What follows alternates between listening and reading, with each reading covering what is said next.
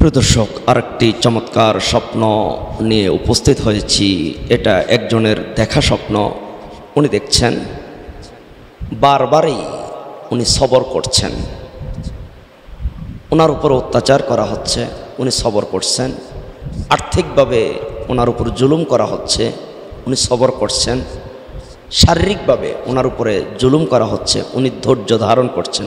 তাহলে এটার ব্যাখ্যা কী হবে? প্রিয় দর্শক, এ সম্পর্কে মুহাম্মদ ইবনে শিরিন রহমতুল্লাহি আলাইহি চমৎকারভাবে তার ব্যাখ্যাগ্রন্থ তা'বীরুর রুয়া এই কিতাবের মধ্যে লিখেছেন।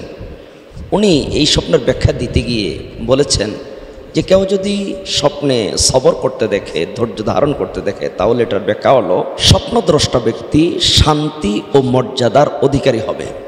আবার বলছি, স্বপ্নদ্রষ্টা ব্যক্তি শান্তি ও মর্যাদার অধিকারী হবে। কেননা আল্লাহ তাআলা বলছেন, উলাইকা ইউজাউনাল গুরফাতা বিমা সাবারু, তাদের সবর করার কারণে, তাদের ধৈর্য ধারণ করার কারণে বিনিময়ে রব্বে কারীম আল্লাহ তাদেরকে জান্নাতের মালিক বানাইবেন, জান্নাতের মেহমান বানাইবেন।